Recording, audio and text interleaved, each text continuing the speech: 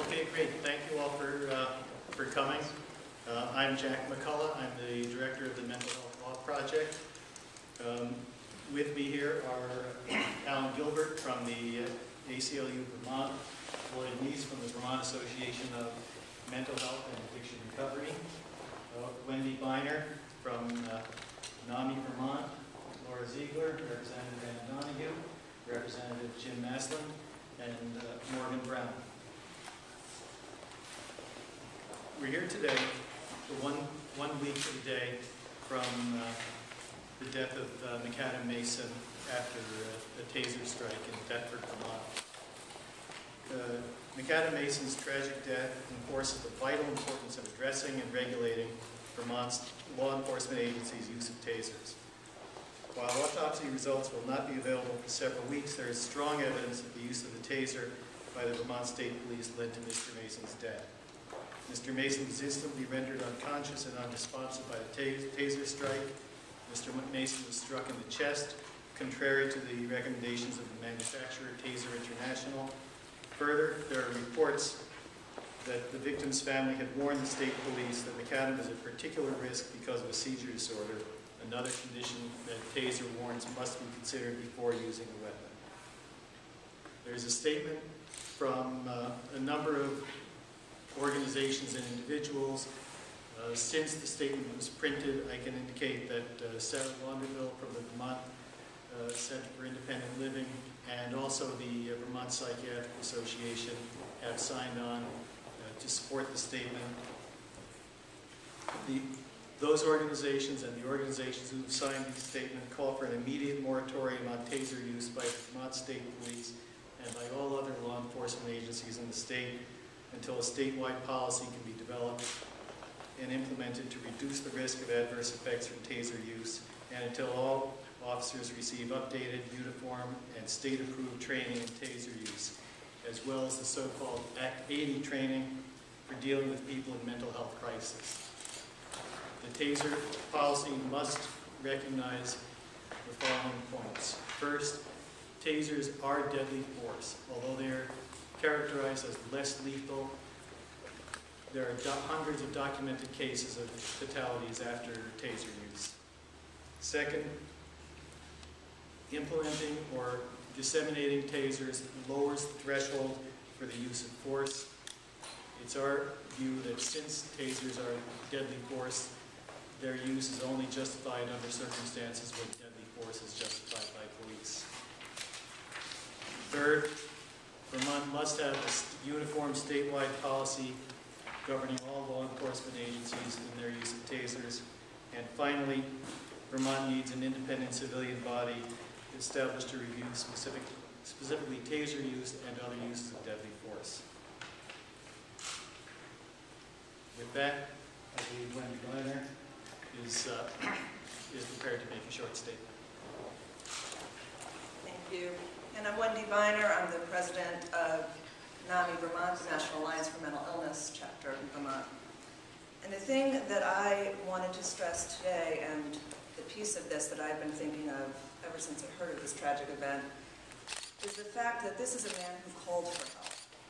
It's a man who was experiencing some psychiatric crisis, and he did what he was supposed to do, which was reach out and he called for mental health assistance. And what he got in return was shot. And that's the tragedy that I'm thinking of as I think of this event. We in Vermont need to do better. I know there are groups in Vermont that are working on responses to crisis that involve mental health workers teamed up with law enforcement. This is a horrific example of what might happen when we don't do that. So we need to keep doing that. Thank you. 24 years ago, I had the misfortune of seeing at close range a taser deployed by NYPD during a mental health call. On that occasion, there were no fatal consequences, but I would hope that there could be more restraint in such use in Vermont. I'd like you to know that in 2007, when Vermont State Police were considering broadening the use of taser and introducing more into the field, they did a study, and I put in public records requests for records relating to that study, and after 2 months of stonewalling, I got them. I'd be happy to make them available to the press. One of them referred to the public relations campaign, and the other one referred to exploiting this window of opportunity with a powerful message. I think there needs to be more neutral consideration, especially when you consider that this device delivers excruciating pain to people who may be in altered states and confused and not only asking for help, but perhaps trying to get away from people they perceive as a threat, perhaps realistically. Thank you. We'll take questions if anyone has any. What's the actual request? That all law enforcement officers no longer use tasers, or that they don't even have them on them? What's the actual request? The request is to have no further use of tasers until a policy that addresses the points we're making can be put in place. So this is encompassing all law enforcement? Yes. And that they just not use them, but they have them on their person? It's hard. We haven't discussed that. Thank you. It's hard for them not to use them if they have them. Jack, the police say that they do get training both in the academy and a couple hours of dealing with people in mental health crisis. Are you saying that's not adequate for the situations that present themselves? I think there are a couple of different training programs. I'm not familiar with all of them. I think there's a short module and then there's a longer module. I think that they all need probably more training than they receive. Jack, can I take that? Yeah. I'm Alan Gilbert from the American Civil Liberties Union. Jack's right, there are two types of training. One is standardized, and that's the so-called Act 80 training. And Act 80 refers to a bill in 2004 that created a study group within the Attorney General's office to look at the interactions between police and people with mental health problems. And out of that study group's work came a new training that all police officers, not just state police officers, all officers in the state are supposed to get. As of December 2011, which was the last report of this Act 80 study group, 45% of all officers in the state were reported as having had the training. 74% of Vermont state police officers were reported as having the training. That's the Act 80 training, focuses on people with mental health problems and police interactions with them. The second training is training that officers would get specifically on the use of tasers, and that's done on the local level, on the agency level.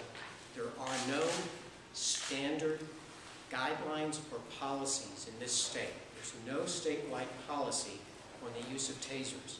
In 2007, when Attorney General Sorrell announced a review of tasers after the incidents in Brattleboro at the retreat involving the protesters who chained themselves to the barrel, probably remember that.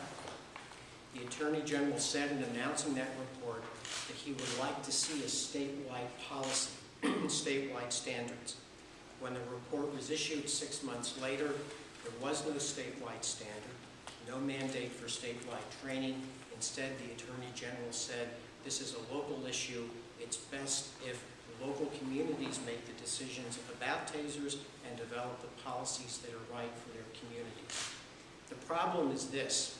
We are finding more and more, most particularly with the death of Mr. Mason, that police are not even following the very basic things that the manufacturer of the taser, Taser International, is saying that people should do.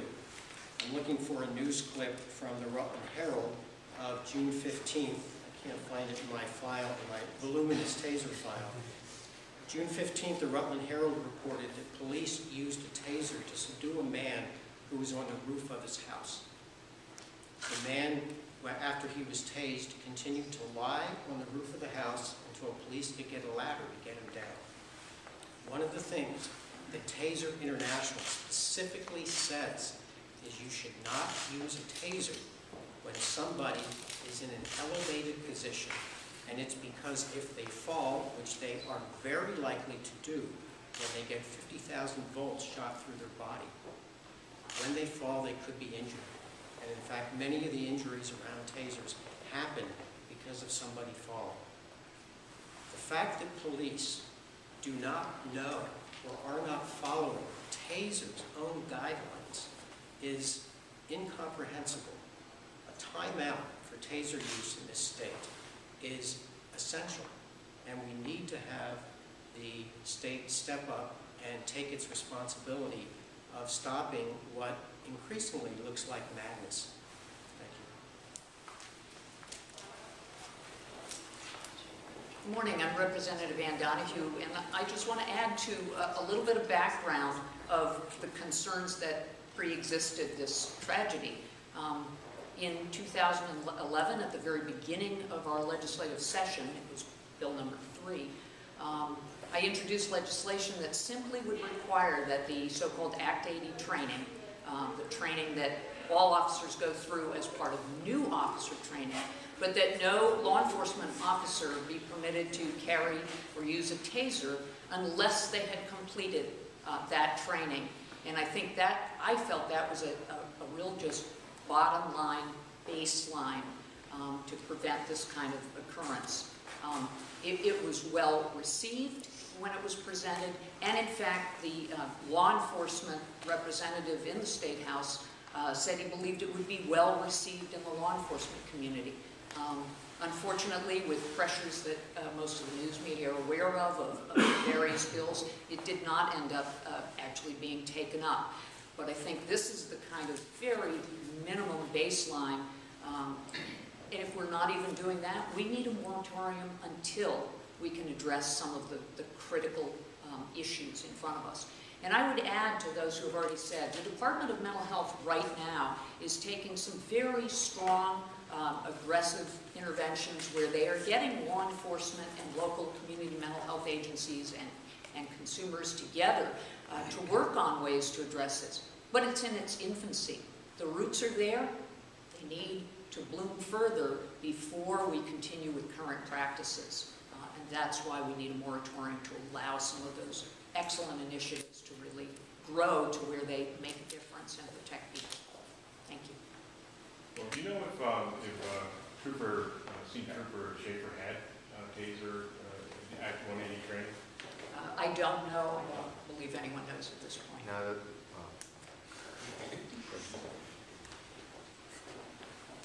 Good morning. McAdam Mason was a neighbor of mine. He lived less than a mile from my house. I've known him for the 7 years he lived with Teresa David Donis, and I've known the David Donis and Perro family for at least 35 years. It's hard for me to imagine that McAdam could have really been a substantial threat to anyone, although I was not present as this tragedy unfolded, and so I don't care to talk about the actual specific circumstances of that time. But it's clear to me, and it should be clear to all of us as this unfolds, that had there been a mental health counselor present along with the 4 troopers in plain clothes who had the lead in the discussion with McAdam, discussion, whatever you want to call it, this tragedy never would have unfolded the way it did. As I said, I can't imagine McAdam being a substantial threat to anyone. I gave him rides periodically when he was hitchhiking because he was not driving due to his epilepsy. Been in and out of their house a number of times for a number of different issues. And to reemphasize, had there been a mental health counselor present who had the lead as this thing unfolded rather than 4 uniformed troopers, we would have had a very, very different result. And I certainly hope that as we go forward from this point, that the protocol or policy that's developed and implemented requires that there be a mental health counselor who has the lead in such circumstances when someone calls for help or is threatening suicide or some such thing as that. And as you all know, McAdam had no weapon with him. So I guess I look forward to having this thing go forward, but certainly I said what I had to say. That's my story, and I'm sticking to it. Thank you.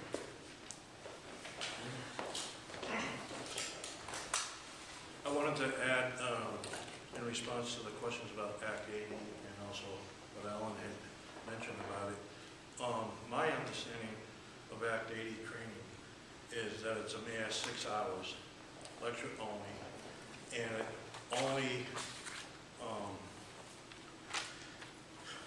it only scratches the surface.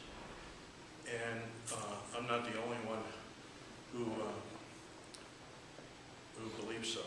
I want to be careful quoting anybody, but I have read others who have said the same thing, including, I believe, Cindy Taylor Patch. Now, Cindy Taylor Patch, Cindy, correct me if I'm wrong, is the director of training at the Vermont Police Academy, I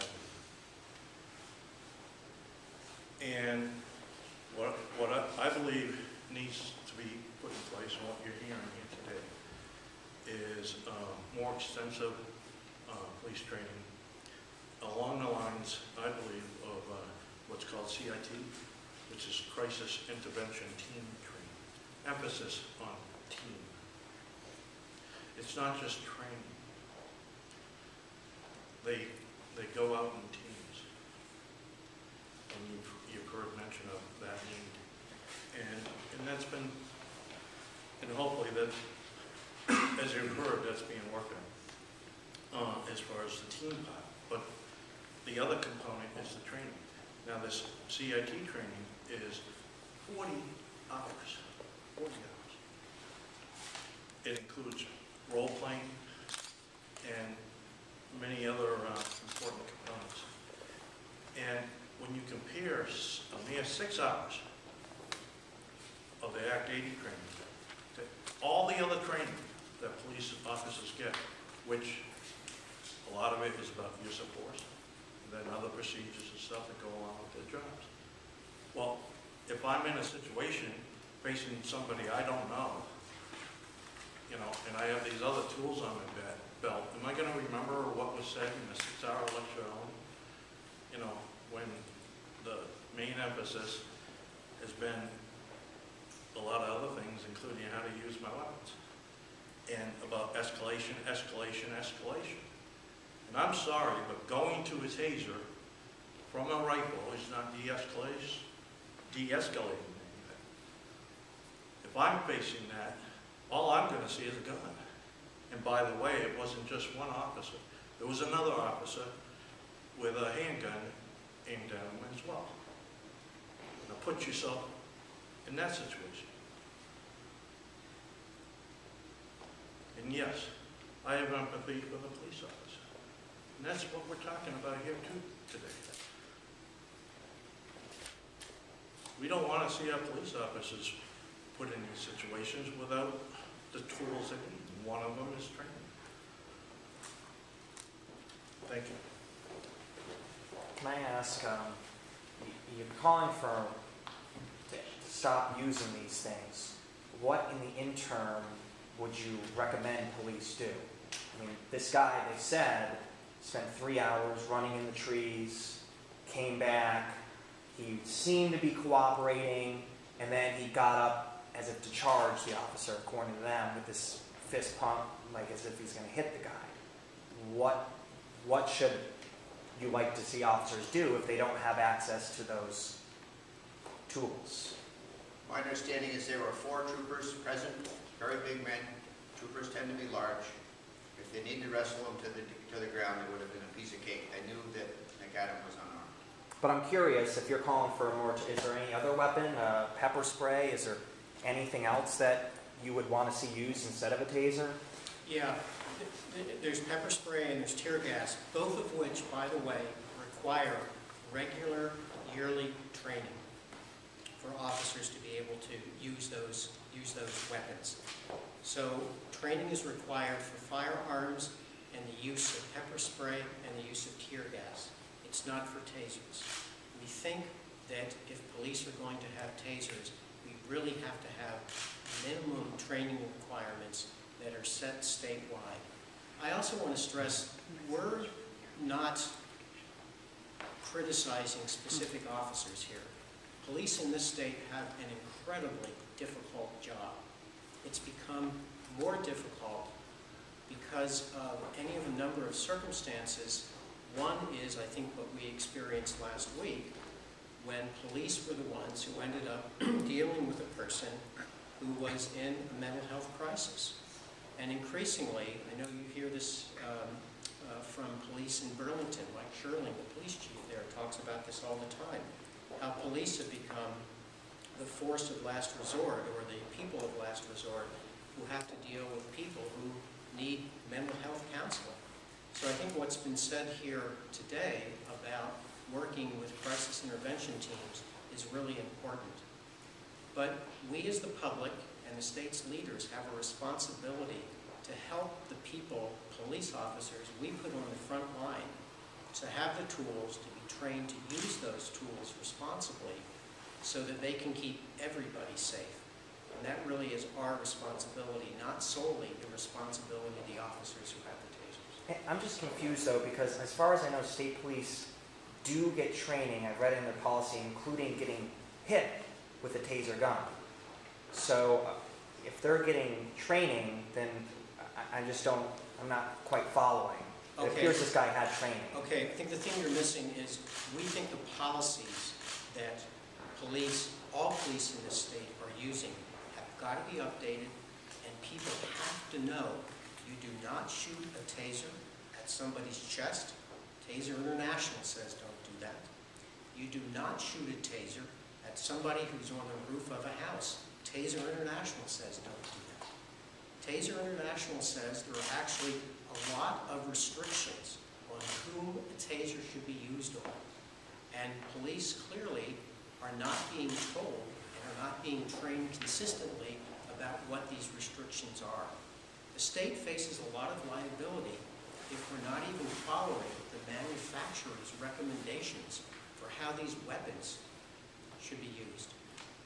Isn't this a unique case of a man, though, that had epilepsy, and that was part of a possibly contributing factor? And how would police have that information? Well, I'm not sure what you mean by a unique case, but my understanding is, yes, the man had epilepsy, and yes, the police have been told during the incident that the person did suffer from epilepsy. The other thing you have to remember, it's been reported that the original contact came from the man himself, I believe, to Dartmouth-Hitchcock Hospital, and he said, I'm suicidal, I'm going to harm myself or other people. This is a mental health crisis. There's absolutely no doubt about that.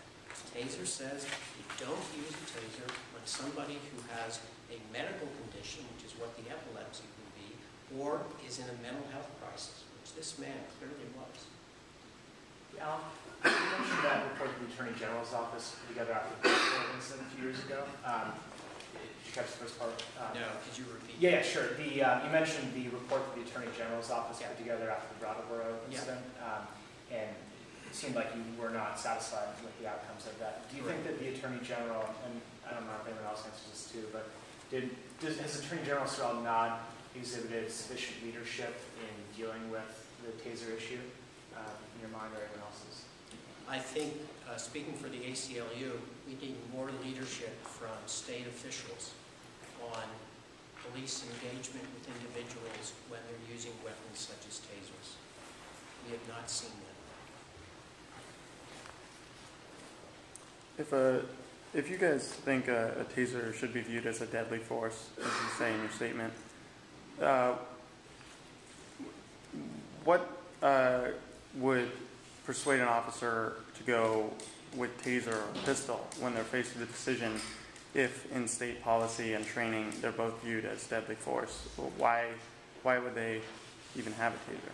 I think they would have a taser because statistically there is less likelihood a person is going to die if the taser is used the way the manufacturer says it should be used than if somebody pulls a firearm and shoots at the person.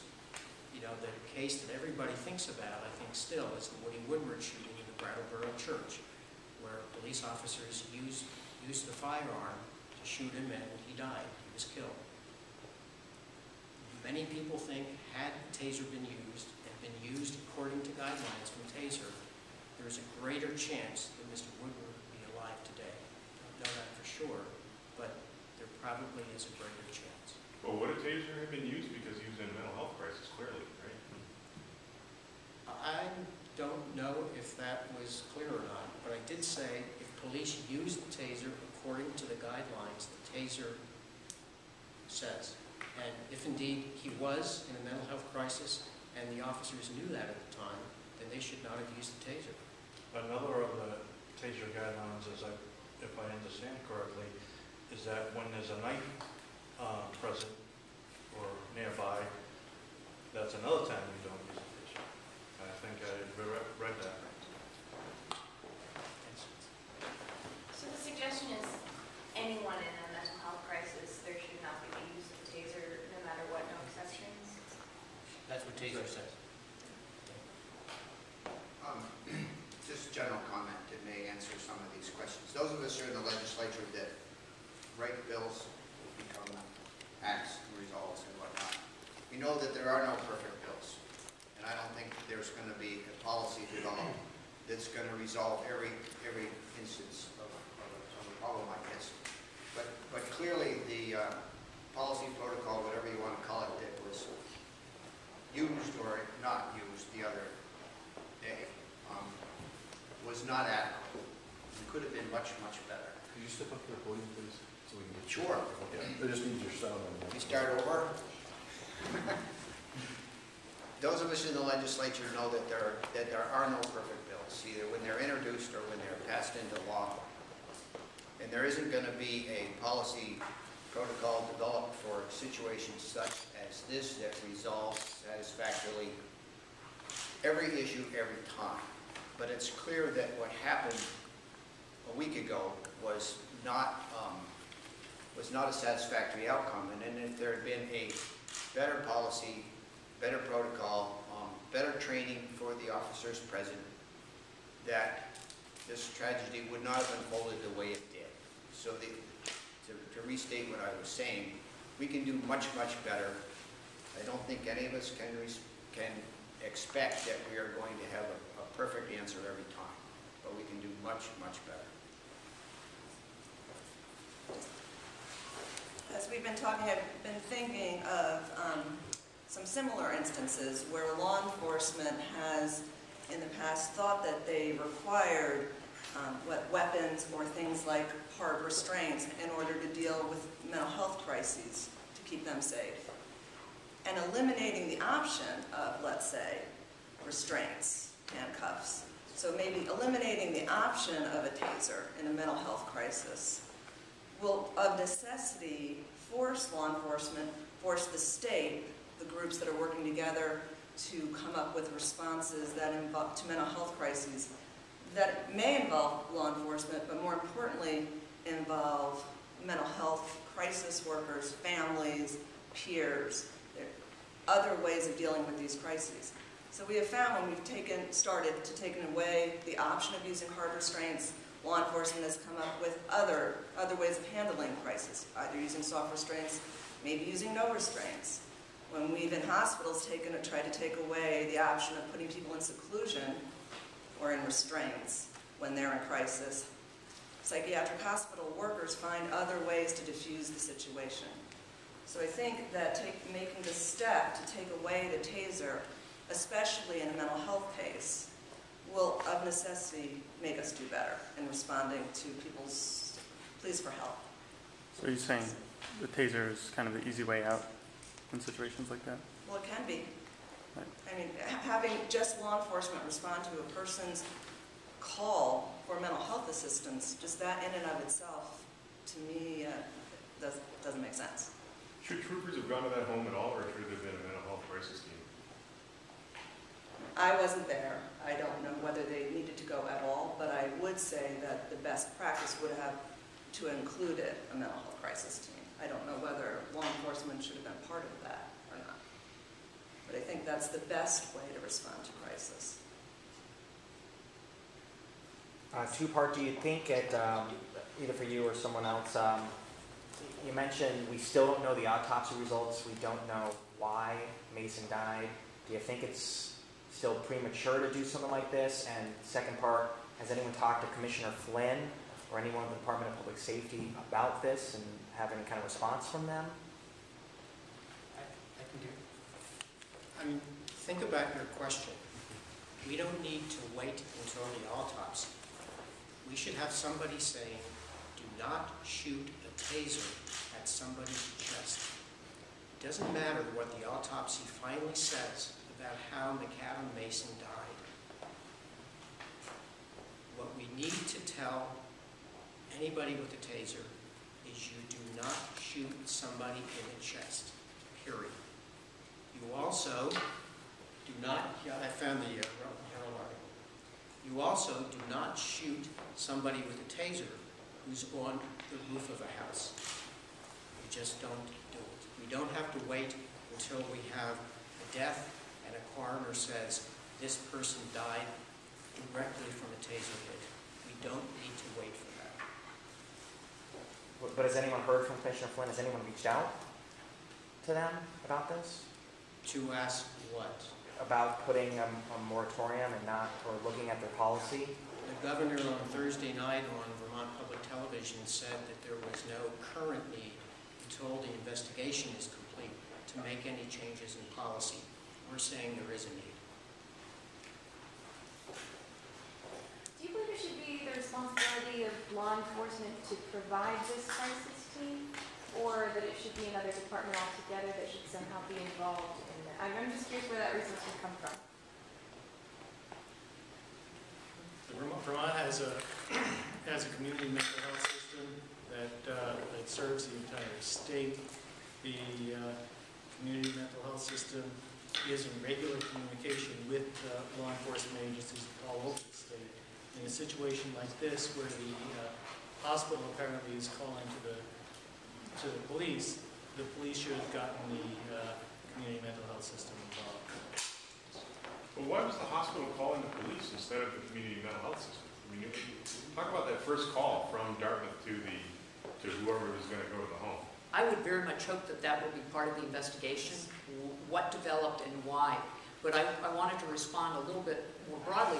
The legislature, in passing Act 79 this year, reforming the mental health system, very specifically included addressing this topic, and that is the interactions with law enforcement and community mental health agencies and crisis response. And as I said, I think there are excellent initiatives developing. It can't happen in 2 months, which is what they've had so far. But that's what needs to be in place before we go forward.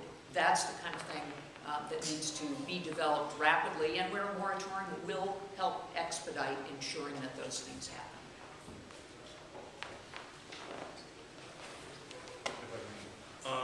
The earlier question about whether or not the state police or whomever should be the ones initiating this team, if I'm quoting you correctly.